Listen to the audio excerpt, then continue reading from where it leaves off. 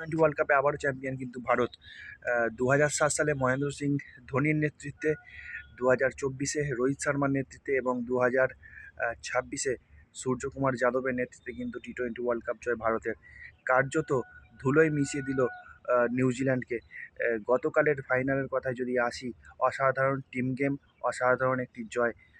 যদি দেখি পুরো টুর্নামেন্ট জুড়ে প্রত্যেকটা প্লেয়ার তার নিজের নিজের দিনে যে কোনো টিমকে ছারখার করে দিয়েছে। নিজের যে খেলার ইন্ডিভিজুয়াল ব্রিলিয়ান্সি, তার জায়গায় কিন্তু কেউ দাঁড়াতেই পারেনি।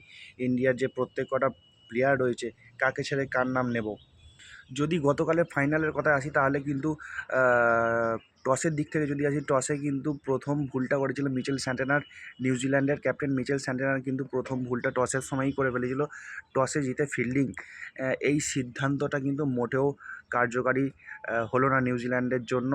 এটা কিন্তু খুব ভুল সিদ্ধান্ত আমার ব্যক্তিগত মতামত। কারণ আহমেদাবাদ মোতেরা খুব বড় স্টেডিয়াম, বড় গ্রাউন্ড, যেখানে কিন্তু প্রথমে ব্যাটিং করে বোর্ডে রান তৈরি করে নেওয়া এবং পরে বোলাররা ঠিকঠাকভাবে বল করে, এটা কিন্তু খুব ভালো একটা প্ল্যানিং হওয়া উচিত ছিল। সেই জায়গায় মিচেল স্যান্টনার প্রথমে কিন্তু টসে জিতে ফিল্ডিং করার সিদ্ধান্ত, এটা কিন্তু আমার মনে হয় ওখানেই 50% ম্যাচ ভারতকে দিয়ে দিয়েছিল মিচেল স্যান্টনার। আর তারপরে তো ইতিহাস, কার কথা বলবো, যে অভিষেক শর্মাকে নিয়ে এত কথা হচ্ছিল, যে অভিষেক শর্মার উপর এত প্রভাব পড়ছিল, পরপর ফ্লপ হচ্ছিল অভিষেক শর্মা, সেই অভিষেক শর্মা কিন্তু অসাধারণ একটা ইনিংস খেলে বেরিয়ে গেল, কার্যত ভিত তৈরি করে দিল ফাইনাল জেতার। তারপরে অভিষেক শর্মার সাথে আরেকটি নাম অবশ্যই উল্লেখ করা, সে হচ্ছে সঞ্জু স্যামসনের কথা না বললেই নয়। অসাধারণ একটা ইনিংস খেললো সঞ্জু স্যামসনের। তো আমি অলরেডি নাম দিয়ে দিয়েছি যে মিস্টার নকআউট। সঞ্জু স্যামসনের যে অসাধারণ ইনিংস, প্রথমে ইডেন গার্ডেন্সে সুপার এইটের লাস্ট ম্যাচ, কার্যত কোয়ার্টার ফাইনাল বলা যায়, সেই সুপার এইটের লাস্ট ম্যাচে কিন্তু ওয়েস্ট ইন্ডিজের বিরুদ্ধে অসাধারণ 97 রান নট আউট। তারপরে সেমিফাইনালে ইংল্যান্ডের বিরুদ্ধে 89 রান এবং আবারও ফাইনালে 89 রানের একটা ঝকঝকে ইনিংস নিউজিল্যান্ডের বিরুদ্ধে। কার্যত এই ওপেনিং জুটি 7 ওভারে 98 রান, অসাধারণ একটা পার্টনারশিপ। এই ভিতেই কিন্তু দাঁড় করে নিউজিল্যান্ড কিন্তু এই যে ওপেনিং পার্টনারশিপ, ভারতের যে ওপেনিং পার্টনারশিপ অভিষেক শর্মা এবং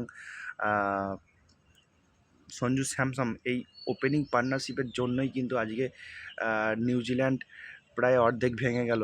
প্রথমে 50% ম্যাচ যদি মিচেল স্যান্টনার টসের সময় ইন্ডিয়াকে দিয়ে দেয়, তারপরের স্টেপে বলবো কিন্তু ভারতের ওপেনিং পার্টনারশিপ অসাধারণ।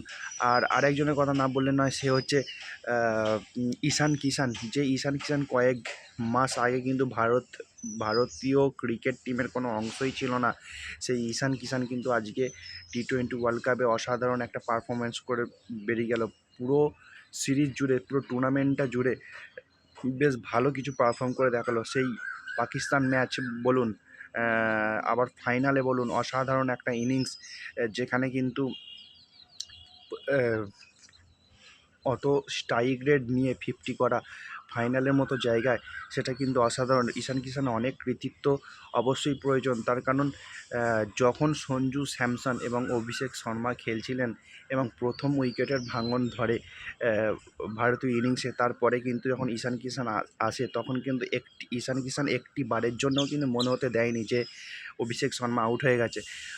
যাই হোক, অসাধারণ একটা খেলা। কার্যত এই তিন মূর্তি, আর একজনের কথা না বললেই নয়, পুরো টুর্নামেন্ট জুড়ে যে যখন সুযোগ পেয়ে গেল, সে কিন্তু তার নিজের পারফর্মটা করে গেল। তার নাম অবশ্যই নিতে হবে ভারতীয় টিমের এই মুহূর্তে সাইলেন্স কিলার। সে হচ্ছে শিবম দুবে। লাস্ট ওভারে যেভাবে মারলো জিমি নিশামকে, অসাধারণ একটা। আর তারপরে নিউজিল্যান্ডের ব্যাটিং, 256 রানের একটা বড় লক্ষ্যমাত্রা ফাইনালে। প্রথমে তো মিচেল স্যান্টনার টস জিতে ফিল্ডিংয়ের সিদ্ধান্ত, ওখানেই 50% ম্যাচ কিন্তু ভারতের হাতে তুলে দেয়। তারপরে ওপেনিং পার্টনারশিপ, ভারতের অসাধারণ একটা ওপেনিং পার্টনারশিপ, যেখানে 20% আরও 70% ম্যাচ অলরেডি ভারতীয় ইনিংসের প্রথমে বাকি ছিল 30%। সেই 30%টা করে দেখালো জাসপ্রীত বুমরা এবং অক্সার প্যাটেল। যখন 256 রানের লক্ষ্যমাত্রা নিয়ে নিউজিল্যান্ড ব্যাট করতে নামলো, স্বাভাবিক জিনিস, নিউজিল্যান্ডের জায়গায় যে কোনো টিম হলেই মেরে খেলার চেষ্টা করত। সেই দিক থেকে টিম শেপার্ড কিছুটা হলেও প্রতিরোধ করার চেষ্টা করলো একদিক থেকে, কিন্তু উইকেট হারাতে থাকে নিউজিল্যান্ড।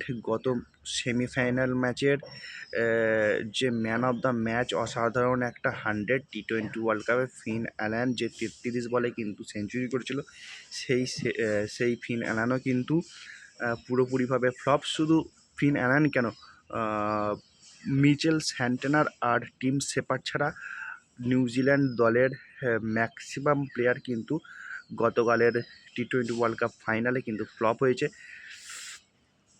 যাই হোক, যদি ভারতীয় বোলিংয়ের দিক থেকে আসি, অসাধারণ বল হয়েছে। যদিও 256 রানের পুঁজিটা অনেক, 256 রানের পুঁজি টি-20 ওয়ার্ল্ড কাপের ফাইনাল, আবার মোতেরার মতো একটা বড় স্টেডিয়াম, এত প্রেসার, 1,30,000 দর্শকের চাপ, সেই জায়গা থেকে 256 রানের টার্গেটটা কিন্তু নিউজিল্যান্ডের জন্য পাহাড় প্রমাণ হয়েছিল, স্বাভাবিক কিছু নয়।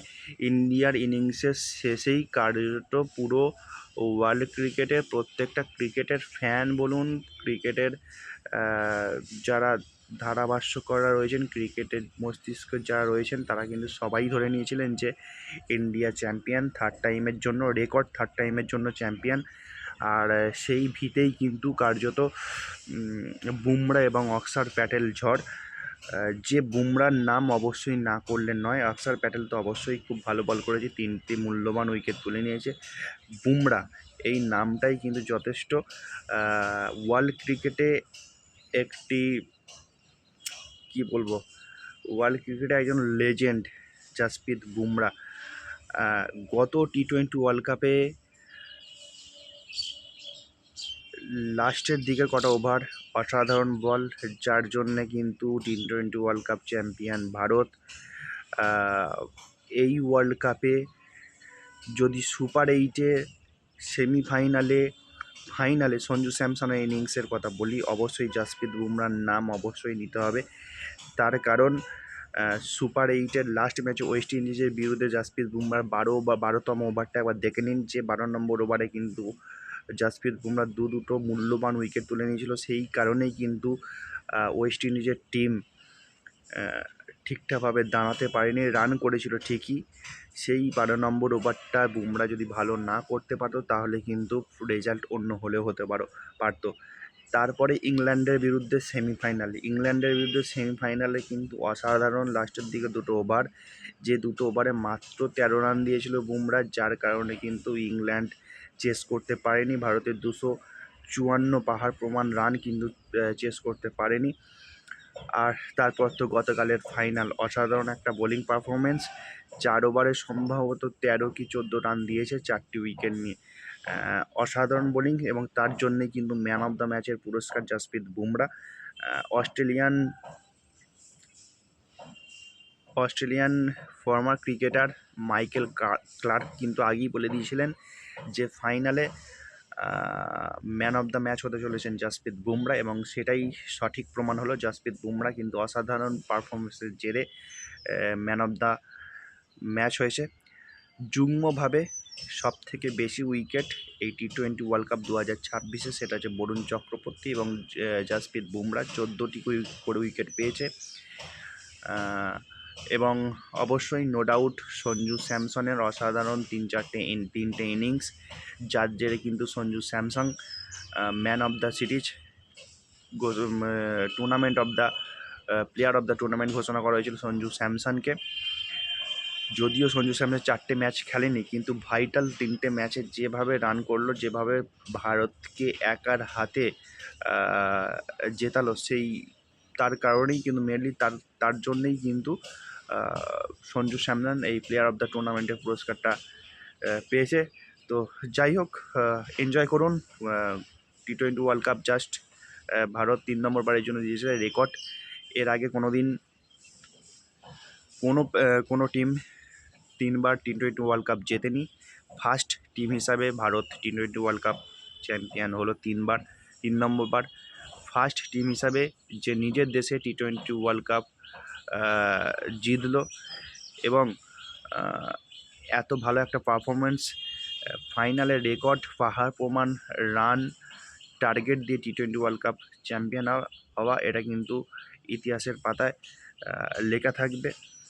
এই স্বর্ণাক্ষর মুহূর্তের সাক্ষী থাকতে পেরে আমরাও খুব খুশি। তো ভালো থাকুন, সুস্থ থাকুন, আবার দেখা হচ্ছে পরের ভিডিওতে। ততক্ষণ দেখতে থাকুন টুইন্স ম্যাজিক ইউটিউব চ্যানেল। জয় ভারত, জয় ইন্ডিয়া।